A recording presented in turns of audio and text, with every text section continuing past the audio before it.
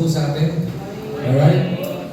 Isa pong masarap na sa pagsamba sa Panginoon, yung paninimula pa lamang po ay nararamdaman na po natin ang presensya ng Panginoon. Amen?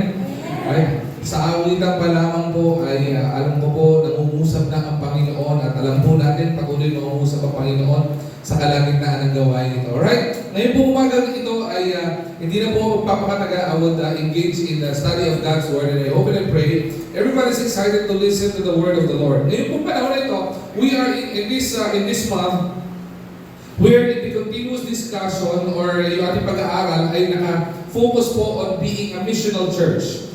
Sa panalangin ko po at sa dalawang church po na ating pong tinalakay na, okay, the Antioch Church and the Church of the Thessalonica, okay, sana po may natutunan na po tayo doon, no? Sana meron na po tayo mga nadampot at sana po meron po tayong ina-apply po doon sa mga nakita po natin sa kanila.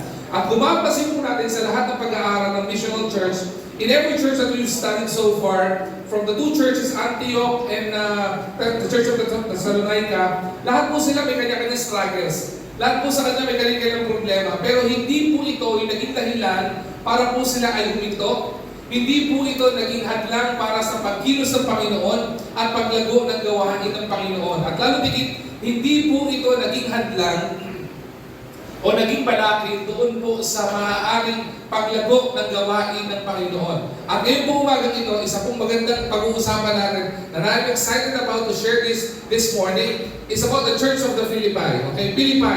Okay, a church from complaining to commission. Ito po yung pag-uusapan po natin. A missional church, another missional church na ating tatalakayin.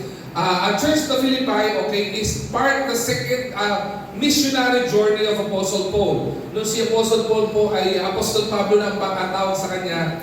Pangalawang missionary journey niya ay pumunta po siya sa Church of the Philippi. Ito po ang naitatag na church. And very historic po ito, okay? Ang Church of the Philippi. Alam niyo po kung bakit? Because this is the first ever Christian church that was established in European nation. Okay? Sa history ng Christian, na paglaganap ng Kristyanismo sa buong mundo, okay? Ito po ang pangalawang journey ni Apostle Paul at ito po yung kauna-unahang Christian church sa Europa, okay?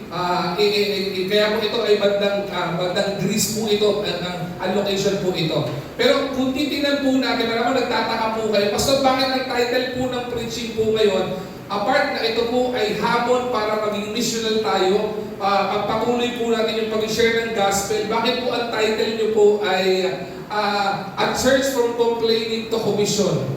Yung commission nila po yung pag-uusapan eh.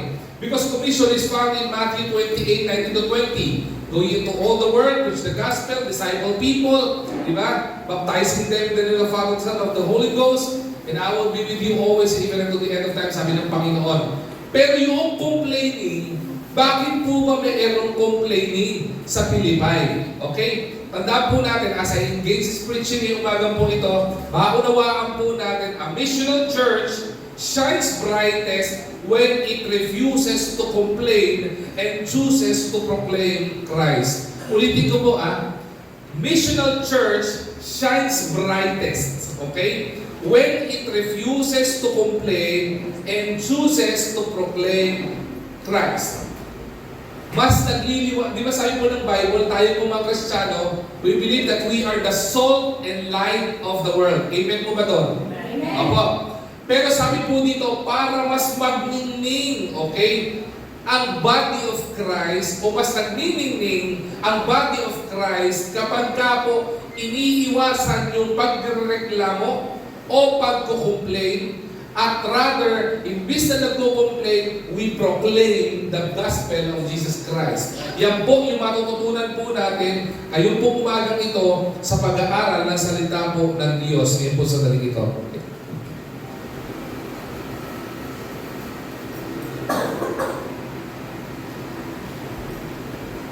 Alright po. Now,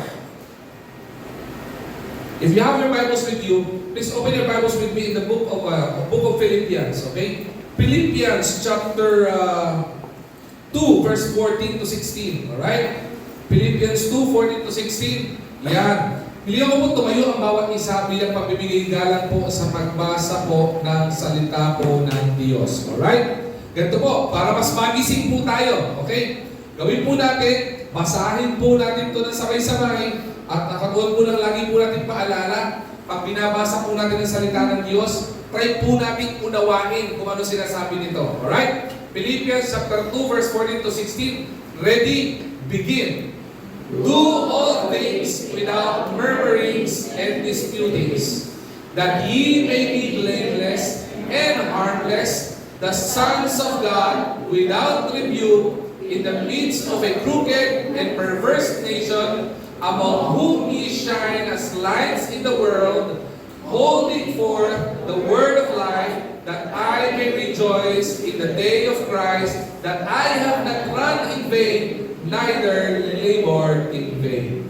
May the Lord be blessed upon the reading of His Word. Madali po tayo manalangin. Hilingan po natin ang gabay pagtuway ng Panginoon sa ating pong pag-aaral ng salita. Panginoon namin, dakilang Ama, marami pong salamat sa napakagandang umagang ito, Panginoon, ng pagsamba. Salamat, Panginoon, kasi paninimula pa lamang po, Panginoon, ang gawain ay alam po namin na kumikilos ka na at damang-dama po namin ang patuloy na pagkilos ng Espiritu mo, dakilang Diyos. At dalangin po namin yung sa daling ito, natanggalin niyo po, Panginoon, ang anumang distraction na maaari maging hadlang para maunawaan po namin ang mensahe mo ngayong umagang ito. At the same time, Panginoon, hiling po namin na kayo po, Panginoon, ang patuloy na kumilos, buksan niyo po kayo na amang puso't isipan at maliwanag po namin maintindihan kung ano po yung mga aral na gusto niyo po aming matutunan. Kaya po ngayon po umagang ito, tinatalaga po namin sa pag-aaral ng salita. Itago niyo po ako sa iyong likuran, Panginoon. Gabayan niyo po ako as I deliver your word this morning. In His mighty name we pray. Amen and amen. Alright? Para na po tayo magsiyo po. Ulitin ko po, sabi ko po kanina, a missional church, okay, shines brightest, or kaya a church shines brightest if we refuses to complain, but rather proclaim the gospel of Jesus Christ. Meron po akong isang tao na ipapakita po sa inyo. Dili po itong tao po na ito.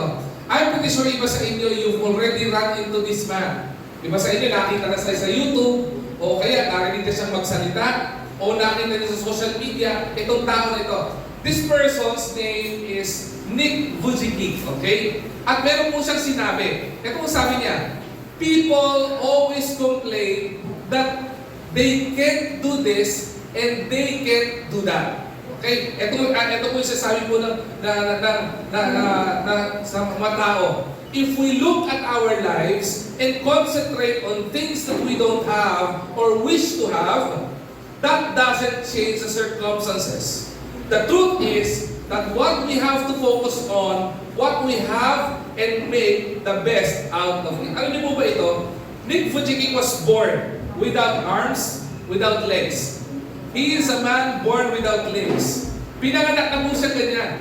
Hindi po ito aksidente. Na-aksidente siya kaya nawalan ng kamay niya o braso niya o ito po ay nawalan ng kanyang binte. Hindi po. It is not an accident. He was born this way. Inborn po ito. At pag sa pagkakataon po ito, looking at him right now, imagine the struggle of this person. Okay?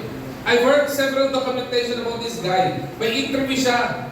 Sabi sa kanya, okay, mahihirapan kang kumilos.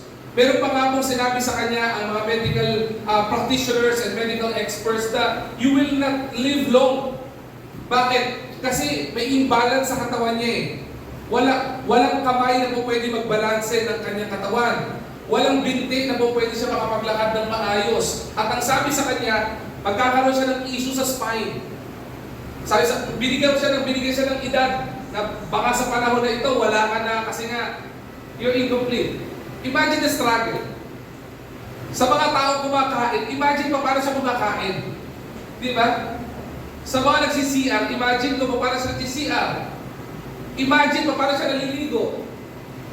There was even a struggle sa kanya na tipo, nagbibinata na ito, okay? Iniisip niya makakapag-asawa ba ako? Paano ko magkakapag-asawa ng ganito? Why? Kasi nung panahon, early stage sa kanyang buhay, he has no ability to walk properly. No hands to hold. The things that he wants to hold, wala po siya noon. And he actually lived in years of bullying, years of persecution. Diba? Ang mga tao, likas na mapangutya, hindi mo ba? Pag nakakita po tayo ng ganito, minsan, pinagtatawanan po natin. He experienced that.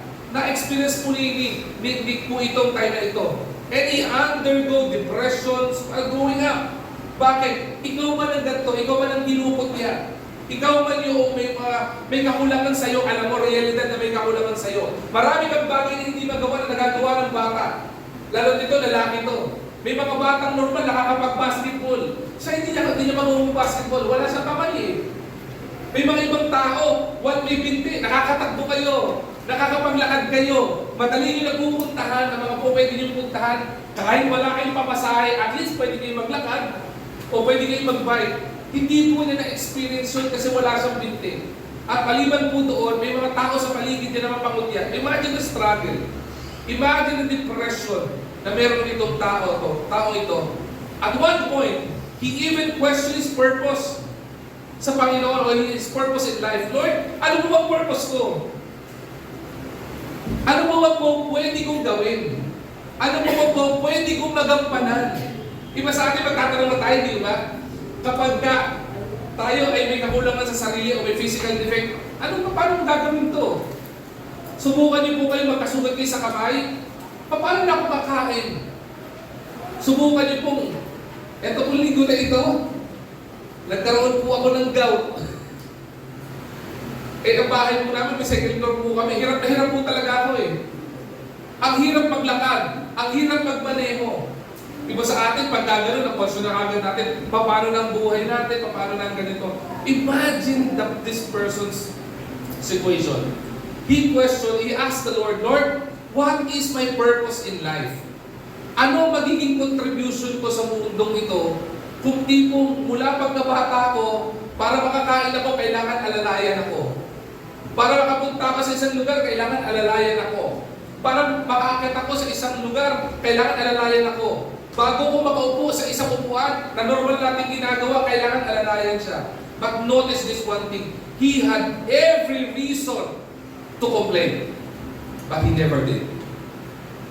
He had all the reasons in this world to complain, but he never did. But instead of living in frustration, the testimony of this guy, the testimony of Nick, he chooses faith over feelings.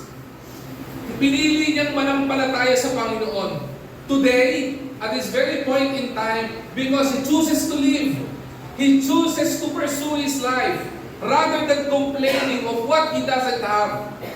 Ang nangyari po sa kanya now, he is traveling all around the world, inspiring people, challenging people to pursue life, despite yung mga bagay na kakulangan sa buhay po niya. And alam niyo po ba, he also was given the opportunity to preach and speak and pray for the senators and congressmen of the United States of America. Tama mo ba? Imagine, isang taong walang binti, walang kamay, pero ginamit ng Panginoon. Mga kapatid, mga mahal ko, mga taga-IBC Manila, look at yourselves right now. Let us look at ourselves right now. We are far different from Nick. Bakit? We are all complete. Bibihira po ko makakita na may depekto sa katawan po dito.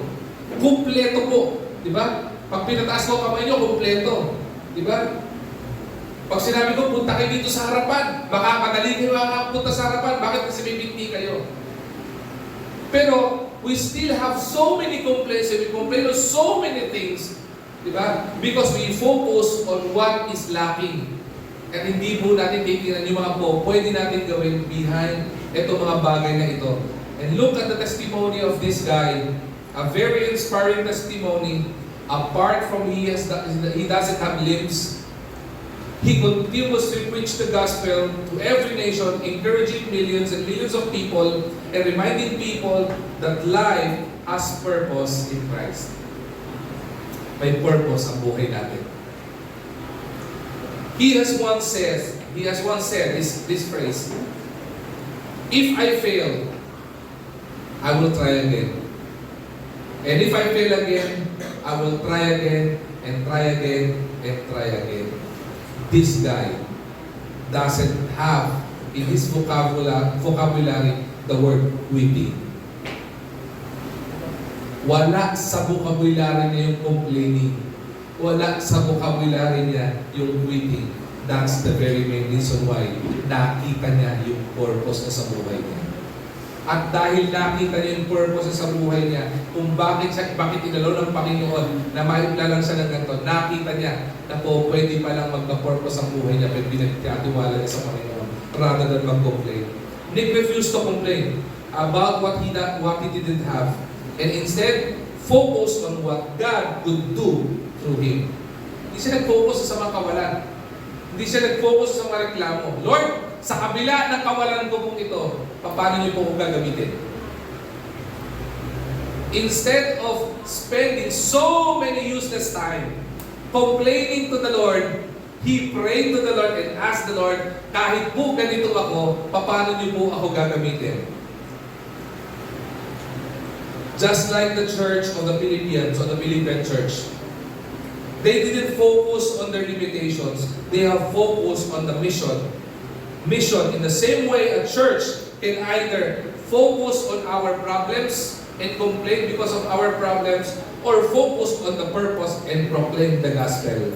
Yan po ang matututunan po natin ngayon po umagang ito sa halimbawa ng Church of the Philippi.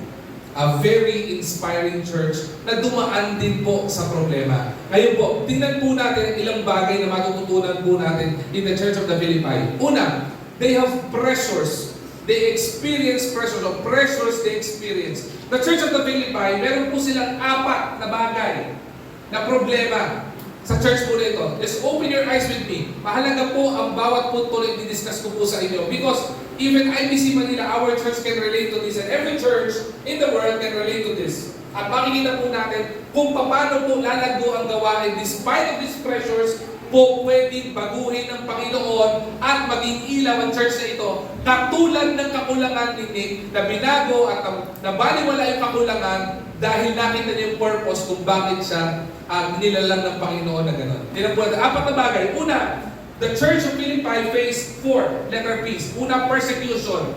Pangalawa, they face poverty. Okay? Pangatlo, they face personal conflicts. At ang panghuli at masakit, okay, ay ito, protest and murmurings. Actually, dapat nga hindi lang protest yan eh. Protests and murmurings. Okay? Paliwanag ko po iyan. Yung persecution po muna. Imagine, in the Church of the Philippi, sabi ko po sa inyo, this is the second missionary journey of Apostle Paul. And this was the first church established in Europe. Imagine niyo po ito ha. During the time that itong Philippians, okay, ang pinag-usapan po natin is one of the letters of Apostle Paul. Kaya po ang tawag sa Philippians ay part siya ng Pauline epistles. Sinulat ni Apostle Paul. Bakit po isinulat ni Apostle Paul ito?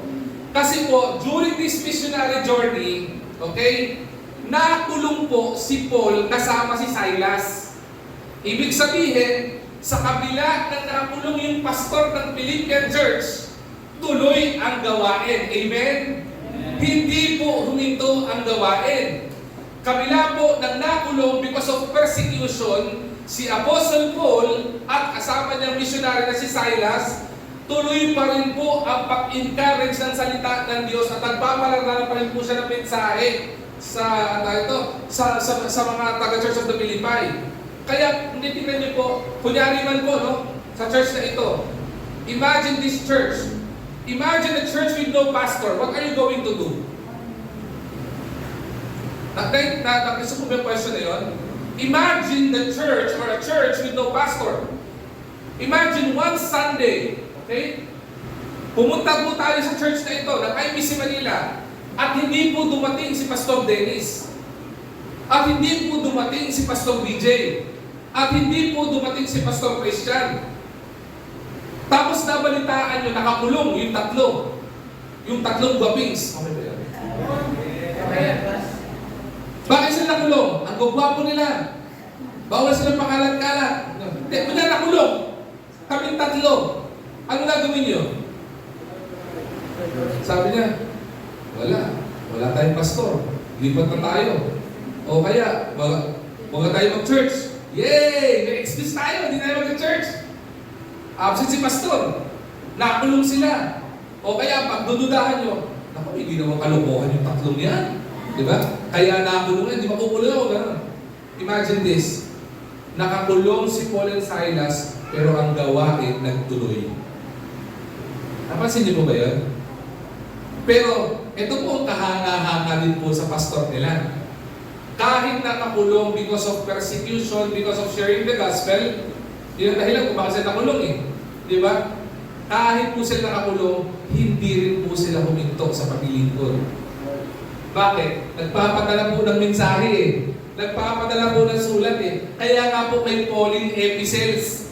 Pinapadala tong mensahe sa church at binabasa ng tagabasa. Ito po ang mensahe ni Apostle Paul na magmula po sa Panginoon. Di ba? O dahil pag wala kami dito, wala ako. Wala si Pastor Chris, wala si Pastor BJ. Okay? Kapatid, dalawin mo kami sa kulungan ha. Magpapadala kami ng sulat sa iyo. Tapos ikaw tatayo sa pulpito para basahin yung sulat na yun. Okay ba yun? Ha? Taga-Pilipay. Di ba? Ganun po, na-picture niyo po ba? Ganun po nangyari sa church po na ito. May persecution. Katulad po ng maraming churches, may mga persecution po tayo. May mga iba po na tayo yung people dito na hindi pinapayagan ng mga magulang para pumunta sa church. May mga iba po dito, may sariling persecution sa pamilya. Lagi mo, ano ka ba, lagi ka na lang nasa church. Diba? Ang haba ng oras mo sa church, hindi ko pa nang alam nasa church eh. Kino-question pa, hindi ko ba? May mga ganun po eh. May mga ganyang sitwasyon. Ganun din po sa Church of the Philippi. Okay? Kaya po makikita po natin in Acts chapter 16 verse 22 to 24. That was the time that Paul and Silas were in jail. And the pastor of Philippian church is physically absent, but morally he is encouraging the Philippian church by God's grace. Hindi lang po yun, poverty. Okay? Kaya nga po, nagbunga po, isa pong bunga ng Philippian church, alam po nyo ba, no? Isa po siya sa paborito ko ito. At pagka cheerful giving month, binabanggit ko po ito. Ano church yun? Philippi. Ano church na nagpunga nito? Macedonian Church. Bakit po? Ang church na ito may problema sa pera. Hindi po lahat ng miyembro dito mayaman. They are also suffering poverty. They have lots of needs. Pero pansinin nyo, ang nakakatuwa po sa church na ito, kung sino yung church na problemado, kung sino yung church na mahirap, at walang mayayamang miyembro, siya pa yung mga papagbigay. Amen? Kaya tayo naniniwala ako mga taga-IBC Manila, hindi bibihira lang po mayaman sa IBC Manila. Ang mayaman lang dito, sino ba? Wala na po itong mayaman eh. Si Al lang ang mayaman dito. Ang daming gitara, dalawa lang ang kamay pero ang daming gitara. Siya lang ang mayaman. Di ba? Si Ate Jen, mayaman ba si Ate Jen? Mayaman sa problema kay Kuya Jello.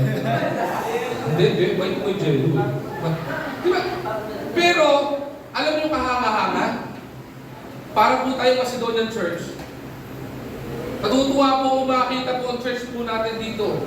Kasi sa kabila po ng karamihan sa atin maralita at hindi naman well off sa buhay. Pagdating sa gawain, hindi po tayo nagdadamot sa Panginoon. Amen? Amen. Kapuri-puri po yun, hindi po ba? Yun din po church na ito. May problema sa poverty. But they become givers. They become supporters of mission and missionaries. Okay. Sumunod. In Philippians chapter 2, Philippians 4 chapter 4 verse 2 rather. There are conflicts between members. Makaka-relate po tayo dito. I beseech Euodias and beseech Syntyche that they be of the same mind in the Lord. Alam niyo po bakit? Because Euodias and Syntyche ay meron pong problema. Nag-aaway po itong dalawang ito. Para po church din po yan. Hindi po naiiwasan sa church na nagkakaroon ng conflict. Yung meron nagkakaaway at hindi nagkakaunawa ang miyembro. Kaya po pinangaralan po ni Apostle Paul Sabi niya, I beseech you, I urge you. Diba? Eudaias and Syntyche, maging isa kayo sa Panginoon. Pinopromote, tinuturuan ni Apostle Paul na kahit may pagkakaiba kayo, may problema kayo, hindi ito maging hadlang para masira yung relasyon sa isa't isa. Listen to me carefully. Hindi po maiiwasan na may mga miyembro magkasama ng loob. Alright? Pero ang hindi po tama, yung pananatilihin nyo, yung sama ng loob nyo sa bawat isa. Ang paalala po ng Panginoon, you remain, okay, in one spirit in the Lord. Tandaan po natin, magkapatid kayo sa pananampalataya. Para po mga bata yan, kahit galit ka sa kapatid mo, mahal mo yun dapat. Bakit? Kapatid mo yan. Kahit hindi ka nakitang maganda sa kapatid mo sa pananampalataya, dahil kapatid mo yan, dapat mahalin mo yan, at gagabayan mo yan, at patnubayan mo yan. Yung po paalaala po dito. Dahil nga po, marami rin po ang nag-aaway. Katulad po ni Eudaias and Syntyche na may nag-aaway-aaway sa church. I hope and I pray na gagawin po sa IBC Manila, kapag nga po may pressure na hindi pagkakaunawaan, okay, magkasundo po tayo. Okay? May tinuro na po Bible po diyan eh. Kapag ka may nakaalitan kang kapatid mo, ano gagawin mo? Kausapin mo. Magkasundo kayo. Pagka hindi kayo magkasundo, ang dapat nyo gawin? Humanap kayo ng tagapamagitan para pagkasunduin kayo. But the effort remains. Ano yung effort doon? Manatili kayong isa sa Panginoon. Hindi maging lang iyon para magkawata kayo sa relasyon nyo bilang mananampalataya. Okay? Personal conflicts. Isa sa pressure na na-experience si Apostle Paul. Imagine this conflict. Imagine kung anong sakit sa ulo ni Apostle Paul dito. Nakakulong ka na, di ba? May persecution yung Christianity. Yung church may problema because of poverty. Di ba? Praise the Lord. Siguro ng time na to, wala pa namang Meralco. Walang kuryente. Di kandila pa lang eh. Nung panahon na to, hindi nila kailangan problemahin ng diesel at saka gasolina. Kasi naglalakad lang sila eh. Di ba? Ang mga pangailangan na dito, paano pagagandahin, paalawakin ng church, paano ilalaganap yung gagawain ng Panginoon. Sa ating ngayon, we have so many resources. Di ba? Kahit may poverty, pinapaalala ni Apostle Paul na manatili tayo matapat sa Panginoon. Di ba? Personal conflicts, hindi nagkakaunawaan. Ito yung pinakamasakit na pressure na in-address ni Apostle Paul. Okay? Sa Church of the Philippi. Alam nyo kung ano? Protests and murmuring. Tignan nyo po ito. Philippians chapter 2 verse 14. Nagbigay po ng warning. Nagbigay po ng babala si Apostle Paul sa Church of the Philippi. Kasi dahil sa persecution, dahil sa poverty, dahil sa personal conflicts na mga mananampalataya, nagkaroon din po ng protesta. Nagkaroon din po ng bulong-bulungan. In our modern, okay, in our church age, ngayong panahon na ito, ang tawag po dito ay pagrereklamo at pagchichismisan. Nagkaroon ng ganong problema sa loob ng Church of Philippi. Okay? And Apostle Paul, being the man of God, being their pastor, needs to address that issue. Kasi hindi po magiging maganda po yan. Bakit po? Ang bulungan nitong mga to, bakit kailangan na magsuporta ng missionary? Bakit kailangan magbigay ng ganito? Bakit kailangan tumulong sa ganito? Ang dami ng protesta. Ang dami nilang reklamo. At yung masakit doon, yung reklamo, hindi sinarili. Yung reklamo, pinagbulungan. Alam mo kapatid, bakit yung church ganyan? Ang daming kwentuhan na hindi makakatulong sa paglago ng gawain ng Panginoon. Right? Bakit ganito? Puro ganito pinag-uusapan natin? O bakit ito pinag-uusapan natin? Bakit problema ng church? Bakit tayo nagkaganto? Ang daming pinag-uusapan. Pinag-usapan si Apostle Paul, pinag-usapan si Silas, lahat pinag-usapan. Pinag-usapan ng mga nagawa, lahat pinag-chismisan. And Apostle Paul needs to address that. Kaya sabi na, do all things without murmurings and disputings. Kung may gagawin po tayo sa gawain ng Panginoon, ang paalaala po ni Apostle Paul ay huwag mong ipagmamalaki o huwag mong gagawan ng pagchichismis ang kapatid mo sa pananampalataya. Amen po ba doon? Amen. Sana po wala po ditong ganun ha. Sana po ito ay maging warning pa lang sa atin. Iba po kasi yung warning at iba po yung ina-address na po ito. Ito po kasi kay Apostle Paul, in-address na po ni Apostle Paul ito eh. Kasi currently, nangyayari na po ito sa Church of the Philippi in their physical absence. Alright? Pero totoo, ito po masakit na katotohanan, kahit po present ang mga pastor, present ang manggagawa ng Panginoon, at lalo tigit present ang Panginoon, nangyayari pa rin po sa church yan. Totoo po yun. Marami pong in my how many years of being in the ministry, I entered Bible school at 2000. So technically, ilang years na ako? 2 decades, more than 2 decades of pastoring. Ang dami ko po nakita ng church na sira. Na-split. Alam niyo kung saan? Dahil sa chismis. Ang dami ko po nakita ng mga pastor na didisiplina. Hindi ng church o pastor o ng Panginoon. Didisiplina mismo ng mga born-again church because of chismis. Hindi ba masakit yun? Naparatangan na po ba kayo ng isang bagay na hindi nyo ginawa? Tapos didisiplina kayo doon. Ano pakiramdam nyo? Di ba masakit po yun? I'm not saying na pagka pastor nagkamali, walang dapat dumisiplina. Please don't get me wrong on that. Kami po mga pastor, maniwala po kayo, if you will ask Pastor Billion, Pastor Christian, kapag may problema po kami, we address it personally. At kung hindi namin kaya address to, dadalhin namin ito sa mas mataas sa amin. At kung hindi pa kaya address sa mas mataas sa amin, huwag po kayong matatakot, huwag kayong mag-aalala. Bakit? Accountable po kami sa Panginoon. Kung tingin nyo hindi kami pinaparusahan ng mga mas mataas po sa amin, hindi po papalagpasin ng Panginoon yun. Kaya nga po ang paalaala ko po sa mga kabaro kong pastor, mag-i-increase po ang buhay po natin. Bakit? Maliban sa may pananagutan tayo sa mga miyembro, may pananagutan tayo sa Panginoon. And the Lord is not blind sa bagay na kasalanan. Ang problema po, marami po mga gawain. Ang nangyayari, inilalagay nila ang batas sa kanilang kamay. At ang masakit, hindi na inilagay yung batas sa kanilang kamay, pinagkwentuhan pa. Ang masakit pinagkwentuhan, pero mali naman. So kapag wala po tayo nasasabing tama at hindi po ito malalago ng gawain ng Panginoon, I would rather ask you to stay quiet. Yung po sinabi ni Apostle Paul dito eh. Di ba? Do all things without murmuring. Kung may gagawin ka, huwag ka magpulong-pulungan. Di ba? Kung meron ka question, huwag ka mag-create ng dispute within members in the church. Bakit? Mawawasak po ang church eh. Pansinin niyo po ang nangyari po dito. Okay? May persecution from the outside, from other people. Poverty in the resources. Meron po silang pressure with regards to personal conflicts between each and every believers. There are propensity to murmur, may tendency to murmur, at they are murmuring with each other. Diba? Tingnan po natin. These pressures would have destroyed the testimony of the church. It could have destroyed the testimony of the church if it was not addressed accordingly.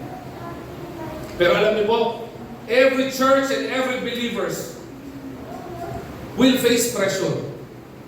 Wala pong pangako ang Panginoon na pagka tayong anak na niya, wala ka ng problema. Yung totoo, pag naging anak ka ng Diyos, pakiwari mo, parang mas dumami problema ko nung anak na ako ng Diyos. May nakapagtanong na po ba ng gano'n? May sagot po ako doon po yun ang tanong nyo. Kung ang tanong nyo, bakit naging Kristiyano ka, dumami ang problema mo sa buhay, pasalamat ka. Alam bakit? Kasi kaya inaalaw ng Panginoon na pagdaanan mo yan para tumibay ka sa pananampalataya. Bakit? Pag inalaw ng Panginoon ang trial sa pagdaanan mo sa buhay mo, hindi ibig sabihin iiwanan ka. Pag inalaw ng Panginoon yung trial sa buhay mo, kasama mo si Lord. Lumapit ka kay Lord, magtiwala ka kay Lord, at pag nalagpas ako yung maniwala ka, panibagong level of maturity in your faith. Ang may experience po natin. Alright? Every church believer will face pressures.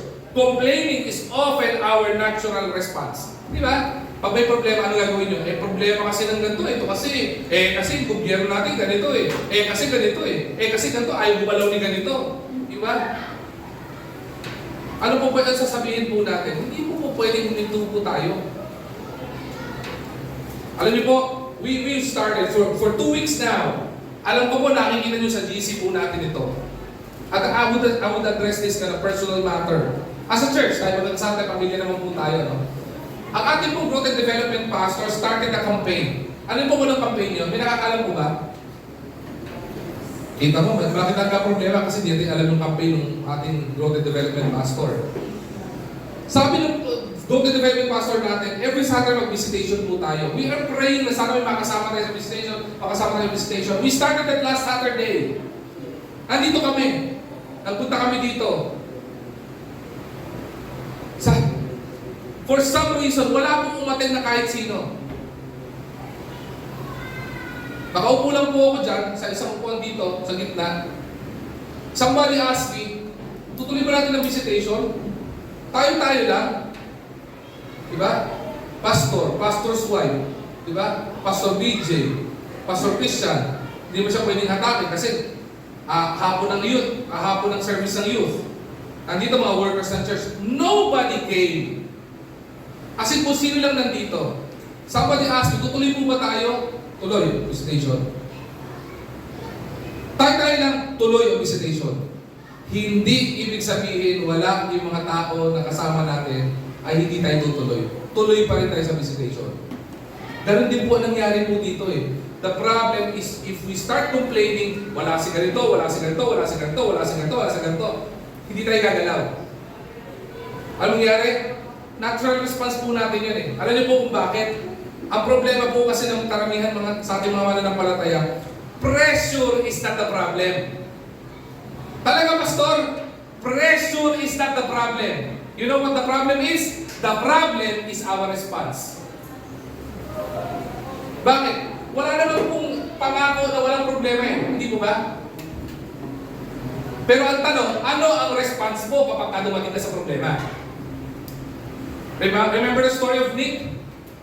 Ang daming pressure ni Nick. Paano ko kakain? Wala akong kamay. At saka ano? Paano ko tatakbo? Wala akong binti. Paano ako mag-swimming? Summer na. Eh pag swimming, kailangan gumagalaw ang kamay mo at saka binti mo. Ang dami niya po pwedeng gawin. Ano nangyari sa kanya? Ano response niya? Ang response ba niya magreklamo? Yes, he did ask his purpose sa Panginoon. Pero his response is, Lord, I know you have a purpose. And I will do your purpose. Sana po tayo mga mananampalataya, ganun din, no? May pressure man, maging tama yung response natin sa pressure. Amen? Amen. Sana po maging encouragement po sa atin ito. Kahit, totoo, malaking bagay po ito sa mga mananampalataya. Sa buhay po natin, gusto mo pong mabuhay ka sa buhay na puro ka reklamo. Pero wala ka naman nagagawa. Pero ang dami mo nasasabi, di ba?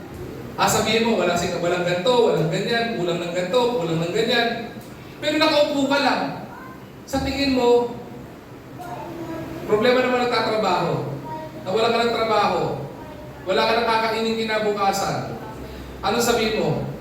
Ang hirap talaga ng buhay, nakakagutom, tumaas ang bilihin, tumaas ang ganito, di ba? Ang mahal ng ganito.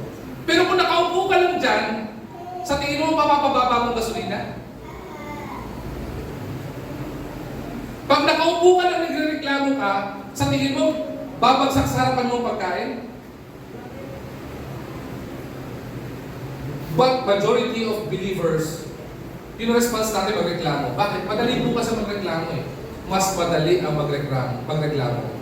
Pero, ang pinakamaganda, yung tamang response mo dun sa problem. Nakita niyo po yung pressure ng Philippine Church, di ba? Poverty, persecution, personal conflicts, di ba?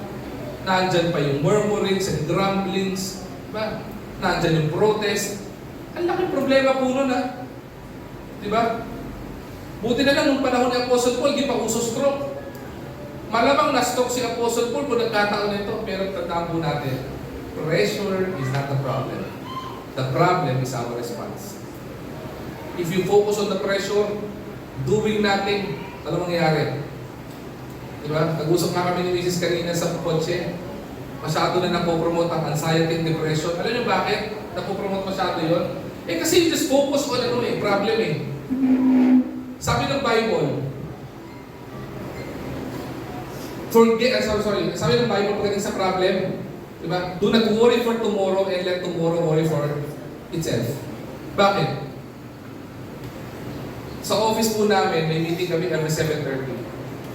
Tanong po nung, kwentuhan lang, chit-chat lang to bago mga gagawin namin task. Tanong nung pinaka-boss namin, anong reaction nyo sa nangyayari ngayon sa bansa natin?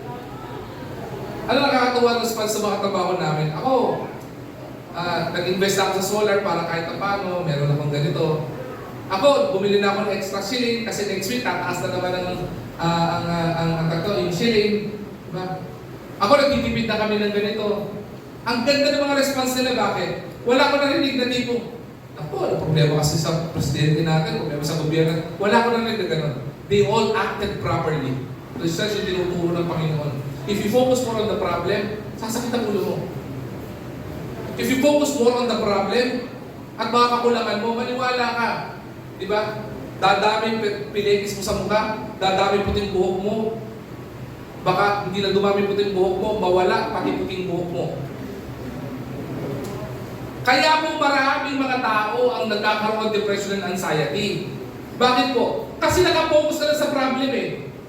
Subukan nyo. May problema ka? May problema sa mga estudyante? May problema ka sa pag-tuition? Subukan mo buwa ka ng bagay para mag-tuition ka. Magkakaroon ka ba ng oras para sabihin mo, naku, nadidepress ako.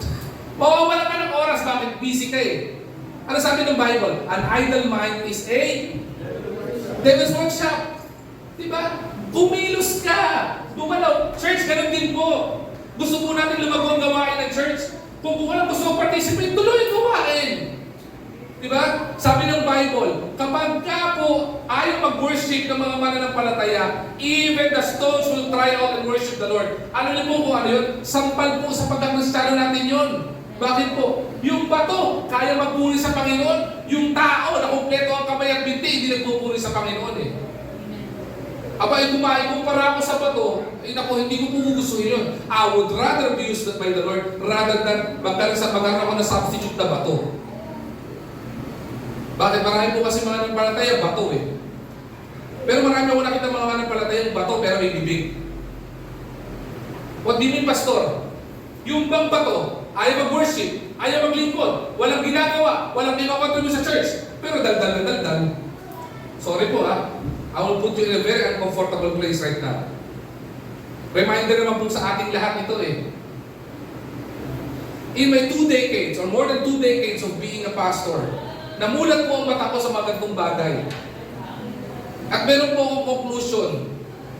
Kung sino yung walang ginagawa at kinocontribute sa church, siya yung gumagawa ng kasiraan sa church. Walang amen. Sakit kung may amen doon eh. Totoo naman eh. Bakit? The pressure is not the problem. It is the response. Bakit? Kaya mo nakikita yung mga kakulangan, wala kang ginagawa eh. Pero subukan mo nagpa-participate ka. Hindi mo makikita yan. Wala ka ng oras para dyan. Kapag yung ganyan pag-usapan marami pang nagagawa para sa gawain ng Panginoon eh. Diba? Hindi mo na po problemahin yung pag-usapan pa sinong ganito, kakulangan ng church, walang ganito, hindi malinis yung ganito. Kapag ikaw kasama ka nakikibahagi dyan, hindi ka na makakapagreklamo. Kabahagi ka nun eh. You are participating. Pressure is not the problem. Our response is. Yan ang problema ng Philippine Church. I hope and I pray na hindi po problema ng IBC Manila yan. And I hope and I pray, ito po ay maging warning sa IBC Manila. We are on the brink of growth na binibigay ng Panginoon. And these pressures would hinder the growth of the work of the Lord Jesus Christ in this place kapag mag-rely tayo sa problema ito. Magtuon tayo sa persecution, magtuon tayo sa mga kailangan, poverty, magtuon tayo sa personal conflicts, magtuon tayo sa personal murmurings. Pag tumingin tayo na wala tayong gagawin eh. Diba? Persecution, ayoko na mag-church. IBC Manila, hindi po tayo mayaman, mga pinagdadaanan po tayo sa church dito. Iba po sa inyo, tuwan-tuwa po kayo, nakapunta tayo dito. Hindi niyo po alam yung mga problema tayo dito every time. Sa mga umatin sa prayer meeting, alam niyo kung anong problema natin. Natutuwa nga po sa mga young people, kahit young people, pinag-pray eh. Pasok, pray po natin yung pambayad ng upa, pambayad ng kuryente, pambayad ng tubig. Pinag-pray ng mga young people eh. Hindi po ating pinaproblema minsan, yung iba na yun eh. Ang pinaproblema natin minsan, tipong, kunyari, nawala tayo ng ilaw, magreklamo ka. Ano ba yan? Wala tayong ilaw, hindi talaga marunong mag-handle ng pera itong mga to. Pwede ganun reklamo natin, di ba? Murmuring and protest ang tawag doon. Pero kung tama ang response mo, na wala tayo ng ilaw, o wala pa tayong bayad ng upa, ano kaya may aambag ko dito para tuloy ang gawain ng Panginoon? Amen? Magkaibang perspektibo, hindi mo ba? Anong mas maganda? Yung magreklamo ka na wala ka na may tutulong o tumulong ka na lang kahit papano? That was the same pressure the Philippian church was. Pero tingnan nyo maigi ito. Mayroon pong pagbabago sa Philippian church. Kahit na ito ang pressure nila, ito pong pagbabago sa kanila. Alam niyo po ano? Perspective they embraced. Tingnan niyo po yung turn around kasi maganda pong matutunan po natin ito. Instead of complaining,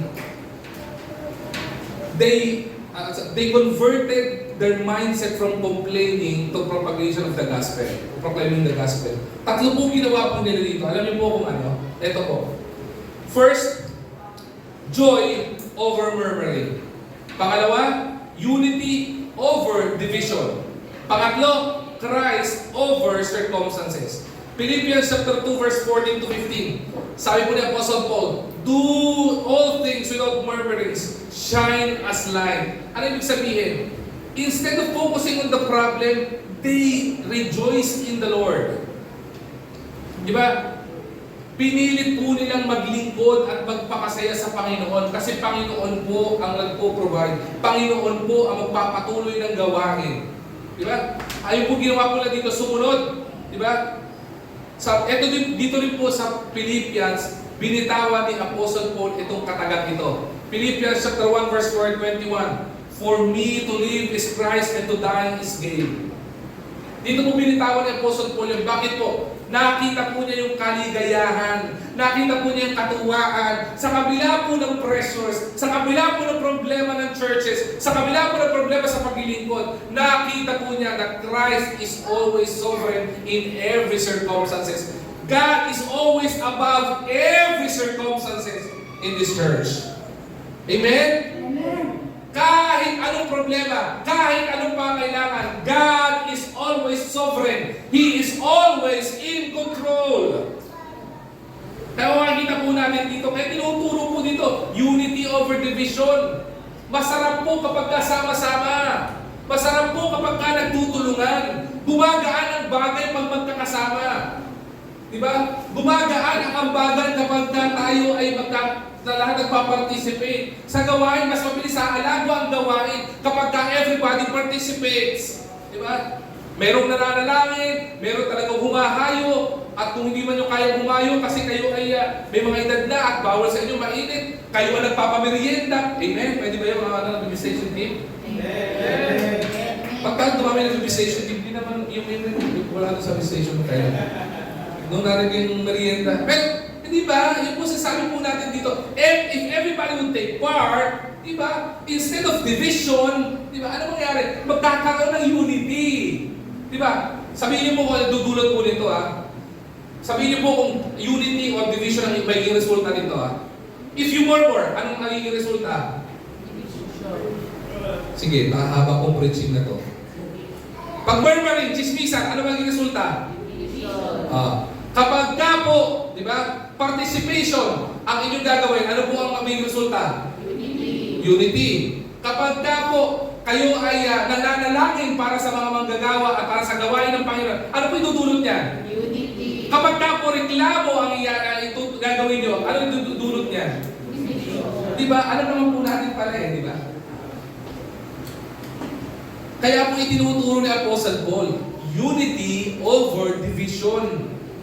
Our response in all the pressures that we experience or we're experiencing or we are about to experience, dapat ang response natin towards unity and not towards division. Amen? Bakit po? Because in every problem, Christ is always sovereign. Sino po dito ang matagal na po sa IBC Manila? You are here sa IBC Manila for more than 10 years now. Taas na po kamay. So mga bagong member lang po lahat. Wala po more than 10 years pa dito. Ako May mga nauna pa sa akin sa Manila, di ba? Sino po dito mga nauna pa sa Manila 10 years na? More than 10 years. Yeah. Kung matagal lang kayo sa IBC Manila, marami pong nangyari sa IBC Manila na pinakita ng kayo na House of Remedies. Marami pong experience na ganyan. Simulan sa mga material na bagay na kakita-kita kagad. Both air conditioning po natin dito, kung hindi po nagkakamali, isang aircon lang ang binayaran natin dito, kalahati pa binayaran natin. Alam niyo po ba yan? Amen. Dahil itong aircon na to, binigay lang to. Itong aircon na to, yung kalahati may nagbigay. Dinagdagan na lang ng church para makabili tayo niyan. Ano po tawag doon? Hindi ba God is sovereign? Sino po yung doon ang problema na nasa anuman church tayo dahil kumakalog-talog yung church natin? Everybody is in discomfort sa church na yun. The Lord provided the church na meron tayo. Saan tayo makakuha ng pambayad ng down payment dito? Alam niyo bakit? God is sovereign. The Lord provided. Every month, how do we sustain? Kung papakita ko na sa inyo buong finances natin, magugulat kayo. Sabihin niyo how sovereign God is. Kapitan niyo po si Ate Ana, sila Ate Imelda, si mga finance team natin. Makikita niyo, hindi kakayanin masustain ng church na to. Pero bakit nasusustain? Hindi po dahil sa atin, kundi po sa biyaya ni Lord. Amen. Because God is sovereign. Diba? Sino po dito may problema sa pamilya? Bakit hanggang ngayon buo pa rin ang pamilya niyo? Alam niyo po bakit? Because God is sovereign. Sino po dito na-diagnose sa sakit? Diba? Nasabi ng mga doktor, tinataningan ka na, pero hanggang ngayon buhay ka pa din. Alam niyo bakit? Because God is sovereign. Hindi po pwedeng diktahan ng doktor o nino man ang plano ng Panginoon. He is sovereign above every circumstances. Alam niyo po, nakita po ng Philippian church, the Philippian church embraced that. They saw their situation not as a burden, but they saw it as a mission field. I would remember, meron daw pong isang shoe salesman. Nung early days pa, pinadala po siya sa India. Ginawa niya, pagdating niya sa India, nakita niya yung mga tao doon sa India, walang sapatos. Ano ginawa ng salesman na to? Tawag siya sa opisina nila. Boss! Bakit mo naman ako pinadala sa India? Nagreklamo siya. Sabi niya, paano po ako makakabenta ng sapatos dito? Wala akong nagsasapatos. Nagreklamo. Pauwi niyo na po ako dyan, mag-resign na lang ako. So ginawa ng boss niya, sige, balik ka ng Amerika, resign ka, okay. Nagpadala uli ng panibagong salesman. Tingnan niyo po pressure is not the problem, it is our response. Pagdating ng isang salesman doon, pagland niya, kung ano nakita ng unang salesman, yun din na nakita niya. Walang nakasapatos. At ang reaksyon niya, tumawag din dun sa boss niya sa Amerika. Pero tingnan niyo yung response. Sabi ng pangalawang salesman, Boss! Andito na ako sa India. O, gagawin natin. Magpadala po kayo ng maraming sapatos. Bakit? Makakabenta po tayo ng wagas dito. Kasi lahat na halos ang tao dito, walang sapatos. Nakita niyo yung pagkakaiba? Yung isa, wala makabenta, hindi makakabenta kasi tingin niya, wala nagsasapatos. Yung isa nakita niya, papira, wala nakasapatos dito, benta ako dito. Anong perspective po natin? It's either magreklamo ka o makita mo yun at your advantage. Nakita po ng mga taga-Philippine church yun. Nakita nila, di po yung problema, instead of becoming a burden, it becomes a mission field. Right? Naging maganda yung perspektibo. Ano po patututunan po natin dito? Our perspective determines our productivity in God's work. A complaining Christian dims the light. Kapag reklamo tayo reklamo, hindi makikita kung anong biyaya ng Panginoon. Pero kapag joyful na Christian po tayo, it will display Christ-likeness in you. Ano po ibig sabihin nyo? In a layman's term, pag nakakita ka ng isang tao na walang ginawa ka ng reklamo, gusto mo kasama? Di ba nakakabwisit kasama o nakakainis kasama yung tipo walang ginawa ng reklamo? Tama ba? Yung tipo wala nang sinabi kundi problema. Bakit? May problema ka na nga, problema pa rin ibibigay sa yung kausap mo. Pero hindi ba sarap kausap yung tao na kahit may problema, alam mo, pareho lang tayo, may problema din ako, bigat din ang problema ko. Pero alam mo, may biyaya si Lord. Di ba? Alam mo, di ba? God is sovereign over everything. Kahit may karamdaman ka, don't worry, God is in control. May karamdaman ka, huwag kang mag-alala. Jesus Christ is the healer. Yung patay ka, binuhay ni Jesus Christ eh. Yung karamdaman ng patay, hindi niya kaya pagalingin. Diba? May pangailangan ako huwag kang mag-alala, si Lord is the great provider. Diba? Di ba masasarap kasama yun? Bakit? Puro pag-asa ang ipinapakita sa'yo. Pero hindi mo nakita ko, they embrace that principle. Bakit? You cannot shine and complain at the same time. Hindi mo pwede magkasabay ito. Di ba? Yung ikaw ay nagniningning ang testimony mo, pero nagreklamo ka. Again, you cannot shine and complain at the same time. Pangatlo mo makikita po natin. Paganda po itong point na to. No? Yung una, nakita po natin yung problema ng Philippian Church. Sumunod, nakita po natin ano yung prinsipyong dapat nilang ini-embrace. Di ba? Ano yung mga prinsipyo na yon? Dapat maintindihan po natin yan. Ha?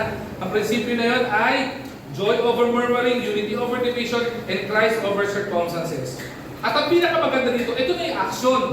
Hindi lang nila in-embrace yung principle.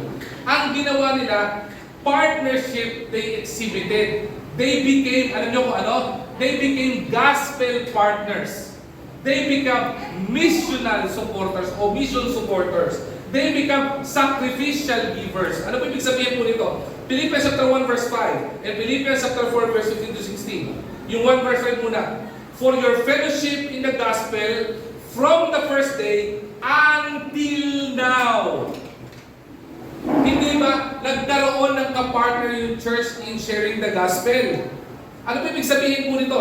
Hindi po nila pinahintulutan na si Apostol Pablo at si Silas lang ang mag-share ng gospel. Why? Because they know hindi po magagampanan ni Apostle Paul and Silas yung task na to because they were in jail.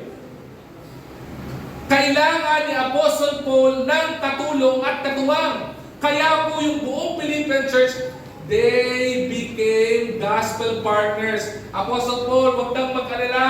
Nandito kami. Katuwang mo kami. In your physical absence, we will continue in sharing the gospel. Yung mga kahinaan o kakulangan mo, kami tutulungan namin punuan. Unity ang dinudulot po nun, hindi po division, hindi po ba? They become gospel partners. The question, IBC Manila, how many gospel partners do God have in this church?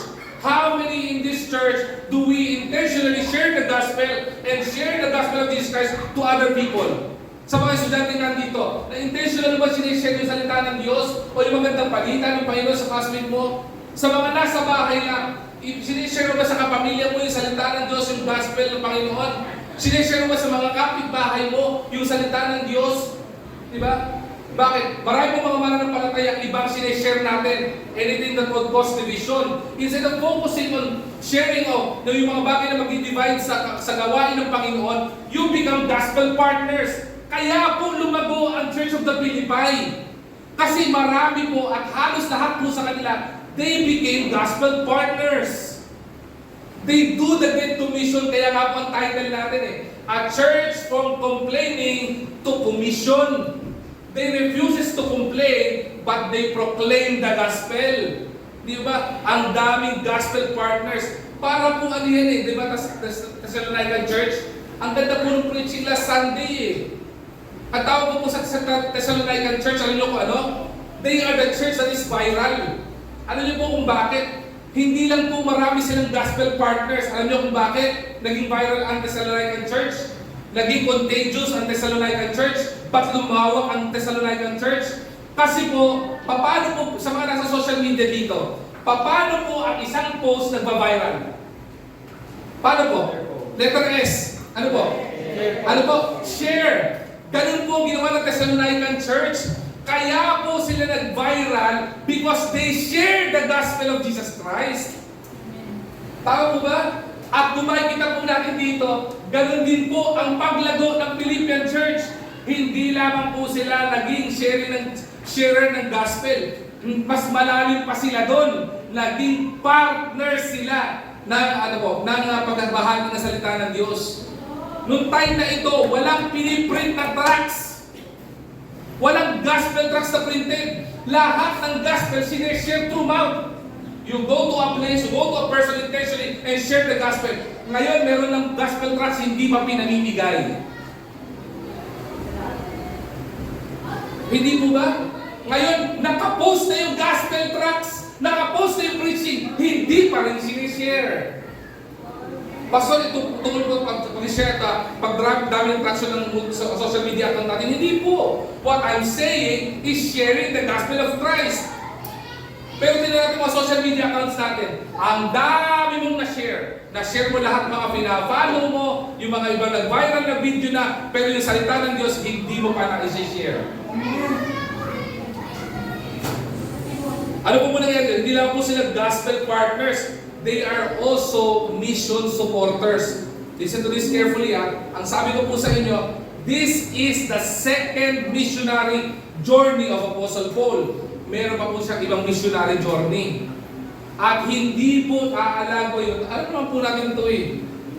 Hindi po tayo kikilos kapag wala din itong, di ba, monetary or support na manggagaling sa kung ano man pangangailangan natin. Kung sabihin ko, mag-print tayo ng tracts. Ay ka Pastor BJ, mag-print ka ng tracts. Anong common na tanong ni Pastor BJ? Nasaan po yung file na ipapiprint, Pastor? Ilang copies? Tama ba yun ang unang tanong? Pangalawang tanong dyan, sabi ni Pastor BJ ay, Pastor, yung pambayad po ng pang-anong yung tracts. Pag-pray na lang natin. Di ba? Kailangan pa rin po ng ganun. Kung may missionary tayo pupunta sa ibang lugar, kunyari, ipadala ko si Phil. Sabi niya, tinatawag ako. Sino yung magpastor dito? Sina? Si Gian. Joshua saka si Gian. Yan. Paano kung tinawag sila ni Lord? Sabihin nila, Pastor, tinatawag po kami ni Lord para po kami ay mag-mission sa Papua New Guinea. Diba? Gian! Gian. Sa kids, nag-mission na doon, ano? Nagsimula na mag-mission doon. Padala siya doon. Makakapunta ba siya doon? Makakapunta siya doon sa biyaya ni Lord. Pero yung maganda doon, may hirapan siya pumunta doon, wala sa pamasahe. At tinatawag ka pa ni Lord, papunta Papua New Guinea, ayun pala, paglakad ka na. Tapos pagdating mo sa, NLEX, di ba? Dumiretso ka na papuntang ganito. Tapos pagdating mo sa Batanes, lumangoy ka na. Mahaba pa lalangoyin mo eh. Mahirap po yun, di ba? Pero paano, pwede niyang gawin yung talagang tinawag siya ni Lord. At kung loloobin ng Panginoon, magagawa yun. Biyaya ni Lord. Si Jonah nga, kinahin ng balye na eh. Dinala sa dami ng puntahan eh. Pero alam mo ginawa dito? Tinulungan siya ng mga taga-Church of the Philippines para puntahan yung mga missionary journey pang iba. Mission supporters. That's the very main reason na IBC Manila are also supporting missions. Alam bakit? May mga ibang lugar na hindi natin kayang puntahan. We are limited.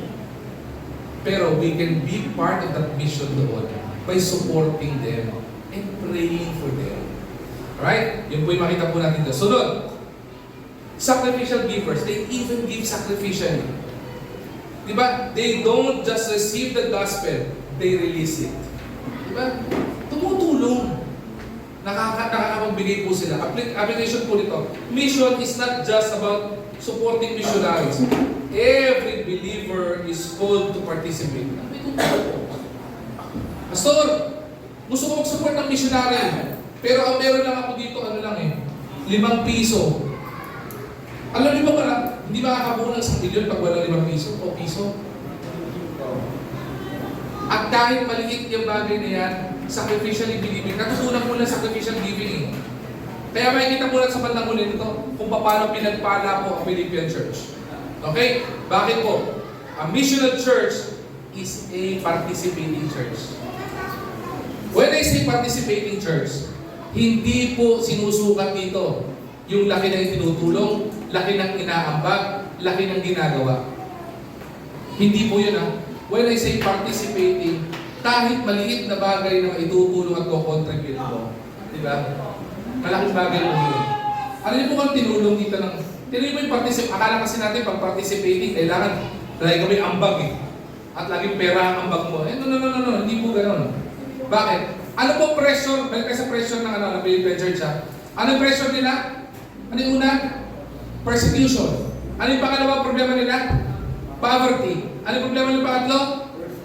Personal, conflicts. Ano yung pangapat? Protestant murmurings. Ang unang naging participation nitong mga to, umiwas sila sa Protestant murmurings. Umiwas sila sa, personal conflicts. At yung poverty, wala ka na magawa, wala kang may ambag eh. Nag-participate sila in missions.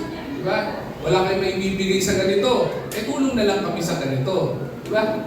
O, sumunod, yung una-una, persecution. Instead of pinipersecute natin yung mga tipong pupunta sa church because of our murmurings, hindi na tayo maging problema sa church. Ano nangyari po doon? Umalago po yung gawain po ng Panginoon. A missional church is a participating church. Pastor, pa participate po. Alam niyo po, lahat po ng mananampalataya, pinagkalooban ng Panginoon na spiritual gifts.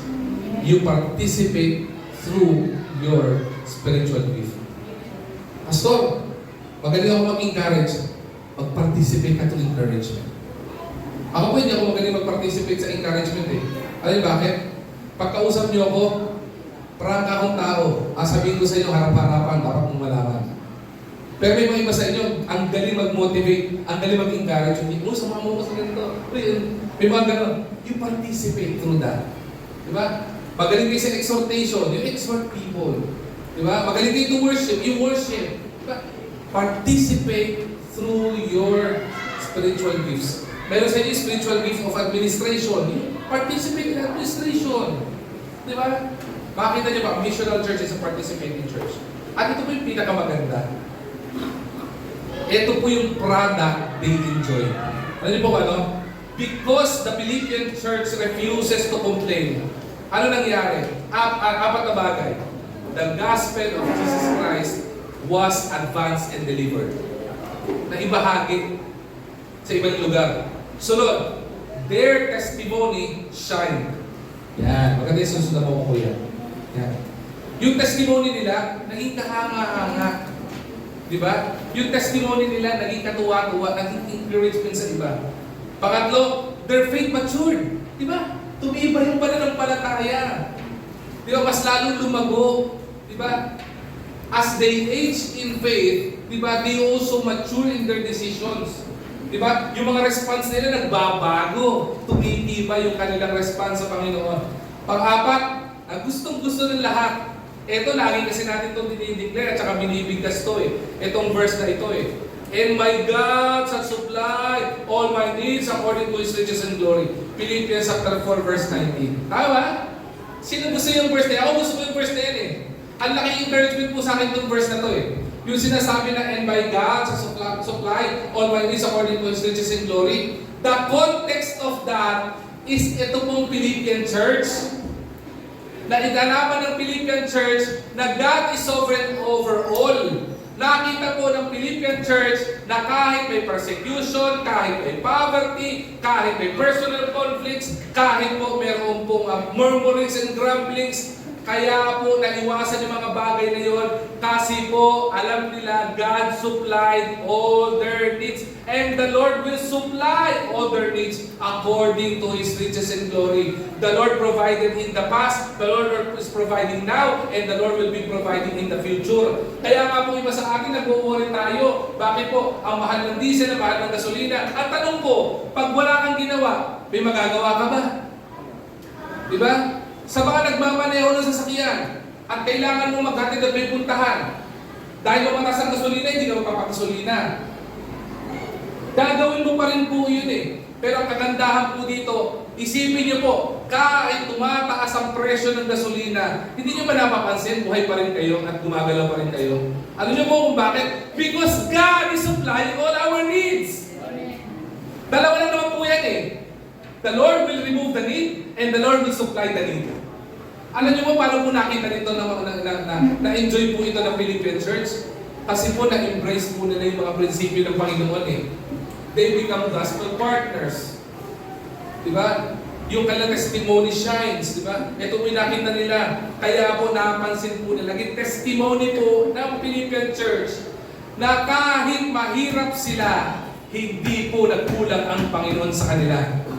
IBC Manila, ako na po magsasabi sa inyo, hindi po mayaman ang Church of IBC Manila. Pero isa rin po sasabihin ko po sa inyo, ang Panginoon nagpo-provide sa church na ito kasi gawain po niya to.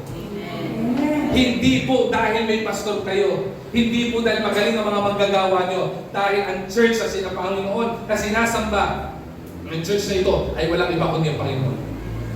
Bakit po? Aba, kung saan tayo lang po aasahan, hindi po mapaprovide ang pangailangan nito. Hindi po ba? Pero kapag po Panginoon ang inasahan natin, the Lord will move in a very miraculous way that we cannot comprehend.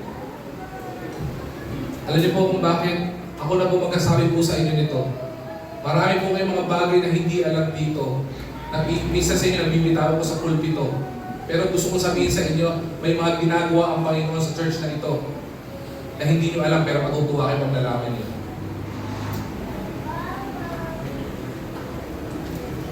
Personal lang po ito. Pare-para tayo. May bisita po ba?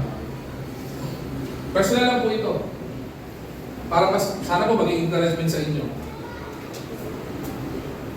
Sana po hindi maging discouragement sa inyo ito kung nalalaman nyo itong mga pangailangan na ito. Alam niyo po ba? Ito nakalipas na po, sinisingil tayo na ng pinag-inumahan natin dito.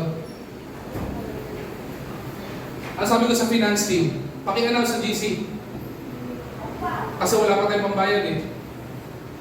Baka magmulat ito ng kaisipan sa kanila na maging faithful. Diba? Tingnan niyo po. Minsan kahit hindi ka gumalaw eh, Panginoon po provide eh. Bakit? Panginoon po ang gawain ito eh. Biglang may nagbigay ng pambayad ng upa natin, mababayaran yung upa.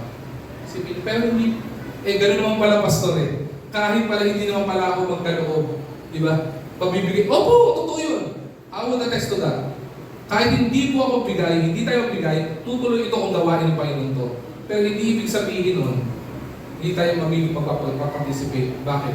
Kaya hindi lumago ibang churches dahil ayaw mag-participate. Maganda po yung church na nagpa-participate from within. Kasi mas lalong nalaghanap ang gawain ng Panginoon. Ang gusto ko lang po sabihin po sa inyo, kahit anong malaking problema, sa Panginoon walang imposible. May pinagdadaanan po tayo sa mga surprise sa kailangan natin. Iba sa inyo, nag-iisip na, no? Next week, tataas na naman yung gasol. Diba? Bumili na tayo ng gasol. Diba? Bukas, tataas na naman yung diesel, magpapultang na tayo.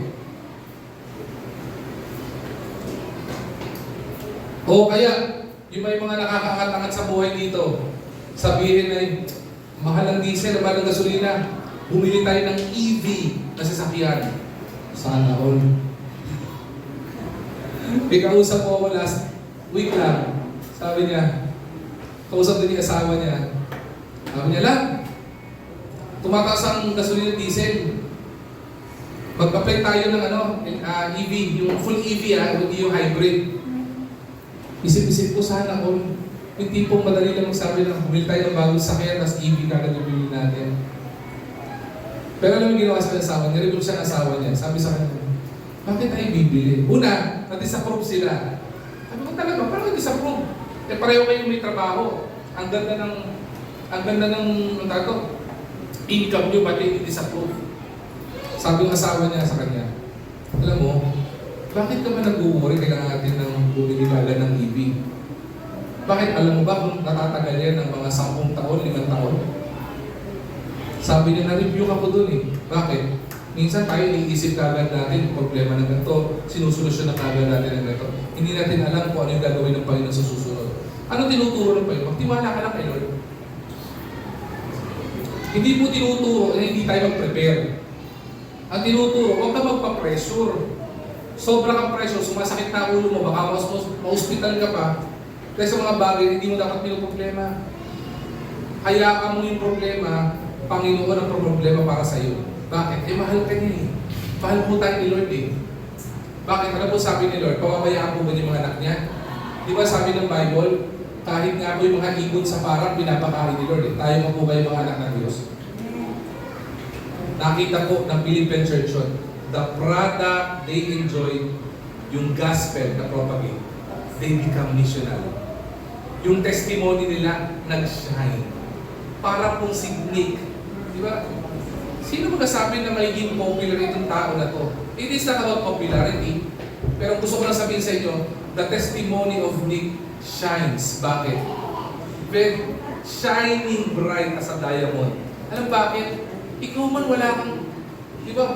Wala kang braso, kamay, wala kang binti, pero ginagamit ka ni Lord. Kung totoo ko, napakinggan ko po ito, una ko napakinggan. Itong testimony itong tao na to. Pinatay ko agad. Alam niyo po kung bakit? Ang sabi ko sa Panginoon, Panginoon, eto nga walang binti at walang kamay, ginagamit mo. Ang daming nagawa para sa iyo. Samantala ako, kumpleto ako sa lahat. Pero parang kapiranggot lang at wala sa katiting na nagawa ng tao na to. Bakit? Marami po sa atin, dami na reklamo, di ba? May sakit ako, may ganito ako. Eto nga, wala siyang binti at kamay eh. May nakapunta na po ba sa Philippine Senate at saka Congress para magsalita, pag-pray sa mga congressman at mga senador? Wala pa po, di pa rin po nakapunta doon eh. Nakapunta lang po ako doon sa labas lang. Pero itong tao na ito, walang binti, walang kamay, nakapunta sa Senate and Congress ng Amerika para ipag-pray yung mga senador sa congressman. Ginamit ng Panginoon. Alam niyo bakit? Because he refuses to complain. What he did is to proclaim the gospel. Iniwasan po niya yan. Tatlong bagay na po gusto kong bahagi sa inyo. The world is not looking for perfect Christians. But what the world and what the Lord is looking at are shining Christians. Hindi po hinahanap ng Panginoon yung perfectong Kristiyano. Hindi po, alam po ni Lord, hindi siya makakakita nun. We are all imperfect being. May mga nagagawa tayong kasalanan. May mga mali tayong nasasabi. May mga kakulangan po tayo. Pero hindi po naghahanap ang Panginoon ng perfectong Kristiyano. Because He knows He will never ever find a perfect Christian. But what God is looking is for Christians who are shining. Yung mga Kristiyano na instead na magreklamo, ang ginagawa nila, magpatuloy sa paglilingkod sa Panginoon. At yung testimony nila na shine. If I ask you right now, how's your testimony? Sa trabaho, kumusta ang testimony mo? Sa mga kaibigan mo, kumusta ang testimony mo? Sa pamilya mo, kumusta ang testimony mo? Alam nyo, ibang klaseng testimony nito. Alam nyo bakit? Sa tatlong church na pinag-usapan natin, lahat may problema, hindi ba? Pero naging missional silang lahat. Ang ganda ng testimony nila eh. The Antioch Church, from the city of death, they were transformed to become the city of God. Amen po ba doon? Sumunod, Thessalonican Church. Ang tayong problema ng Thessalonican Church, almost similar dito, hindi pa pa-servisan. Pero nung papasok nila sa ng Panginoon, from an ordinary church, they became a viral church. Imagine how the Lord transformed that church. Imagine the church of the Philippi. Nakakulong ang pastor because of sharing the gospel. May problema sa mga miyembro nag-aaway.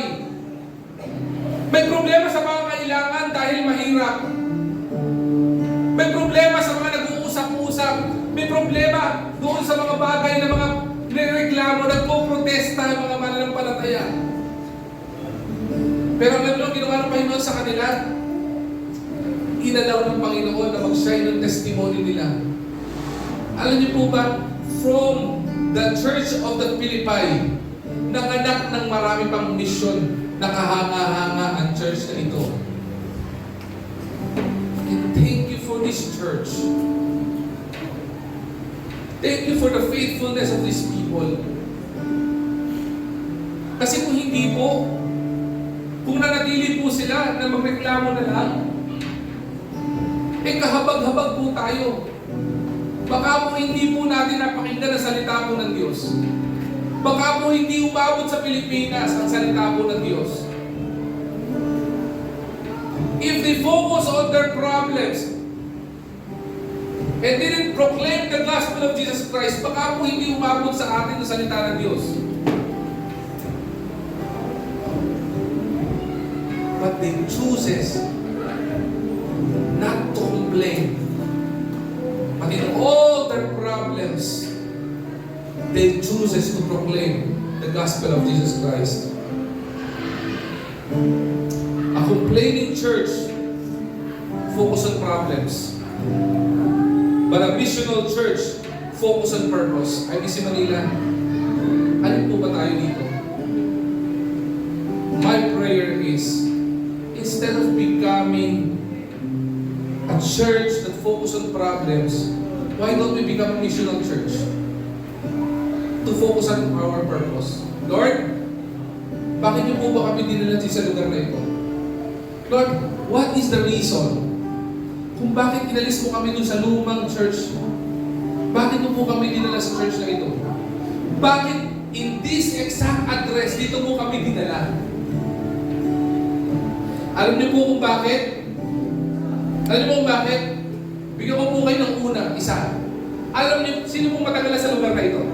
Meron ba? Matagal dito kayo? Wala. Church, may problema tayo doon. Wala tayong member malapit dito. Ibig sabihin, testimony ng church na ito, hindi nag-design sa area na ito. Pero alam niyo bakit? Alam niyo po kung ano itong church na ito? Tingnan niyo po yung mga sahig niyo. Lalo mo yung mga nasa likod. Kay Ate Merda sa likod. Pakita niyo po. Ano makikita niyo po dyan? May butas, di po ba? Alam niyo po, kasi po, yung lugar na ito, dating bingguhan. Dati po itong sugalan. Namamayagpag ang kasalanan dito. Kaya nga po naka-blackout ito, hindi po talaga namin tinagal itong black na ito. Naka-blackout po yan lahat. Kasi po, nandito yung mga slot machine, nandito yung bingguhan, nandyan yung mga online na mga kung ano na pwede pang gambling na pwedeng gawin. Sa mga, nung lumipat tayo dito, nag-work day tayo dito, I would remember, naglilinis po kami dito, kasama yung mga members natin na nandito, kasama yung people, nandito sila, may umakyat na lalaki dito. May dala-dalang bisikleta. Sabi niya, ano sino nakausap eh, sila Pastor Christian Ata o sila Pastor DJ, o sila di ano. Pagakyat, ang sabi, bukas na po ba? Sabi ng mga kasama na po natin dito, ay opo, bukas na po, bukas po ang service. Kasi that was Saturday na piniprepare natin for church service kagad yun eh. Bukas na po, bukas po church service. Sabi nung ano, ay hindi po, tataya po kasi po eh. Akala nila magbubukas ulit yung sugalan. What I'm trying to say is that kaya tayo dinala ng Panginoon sa lugar na ito. Gusto i-transform na itong lugar ng Panginoon ito na nagsusugal ng pera at ang hindi na sinusugal pera kundi sinusugal na yung buhay para sa Panginoon. Alam mo kung bakit? Ilang tagal ka dito? Almost 2 years? Tama ko? How many souls entered into this church? If you were here yesterday, ang daming young people dito, punong-puno dito. Nagkaroon sila ng ML. Nagkaroon sila ng kasiyahan. But before it happened, magkaroon sila ng kasiyahan, the gospel of Jesus Christ were proclaimed in this church. Na dating sugalan, ngayon lugar pa rin na sugalan, pero hindi na ng pera. Mga kaluluwa at isinusugal, hindi para sa kaaway, kundi para sa Panginoon. The Lord is challenging IBC Manila to become a Philippine church. Na tayo ay maging gospel partners ng Panginoon. Na tayo ay mag-share yung testimony natin sa mga mananampalataya o sa ibang mga tao. Instead of focusing on our problems, instead of focusing on persecution, ang dami mong problema. Problema sa bahay, problema sa trabaho, problema sa kahit ano man. Ang daming pangangailangan, pangangailangan mo sa bahay, sa pamilya mo, o kahit sa church na ito. Instead of focusing and complaining to the Lord, let's proclaim the gospel of Jesus Christ. Tuloy lang sa sa gawain ng Panginoon. Because if this is God's work, God provides. Kapag ka po ang Panginoon ang pinagkatiwalaan natin, iprinoklaim natin ang gospel dito, the church and the testimony of this church will shine all throughout Manila. Bakit po? The Philippine church testimony shine all throughout European countries. Kaya po nagkaroon ng mga Christian churches in European countries because the first church in Europe that was established by the grace of God na ginamit na si Apostle Paul ay hindi piniling magreklamo, kung hindi pinili nila na ihayag ang salita ng Diyos. Church, magbago na po tayo ng mindset. Instead of complaining because of problems, let's become missional church. Focus in our purpose. Bakit? From this I will end. Complaining clouds the message, but a missional mindset magnifies Christ. Ano pong ibig sabihin? Kapag ka complain na lang tayo, reklamo tayo, mabubulag at hindi po natin makikita kung ano ang mensahe ng Panginoon, kung ano ang plano ng Panginoon sa buhay natin at sa buhay po ninyo. Maka-cloud po ito, matatakpan ito na hindi natin maiintindihan. Bakit? Kasi nakafocus po tayo sa pagreklamo. But if we focus ourselves on the missional mindset, tatanggalin ng Panginoon yung mga bagay na bumabalakid para hindi natin makita at maunawaan kung bakit tayo dumadaan sa ganitong issue ng pananampalataya natin. At mas makikita natin na sa pagkakataon ito, mamamagnify si Kristo. Bakit? Lagi kong sinasabi sa likuran ng pulpito kong ito, in dark moments of our life, the testimony and the grace of God shines the most, and the light of God shines the most during our dark moments. Patayin po ang ilaw dito. Pagkagabi, walang kailaw-ilaw. Ano gagawin? Magkakauntugan tayo, magkakabanggaan tayo, magkakasakitan tayo.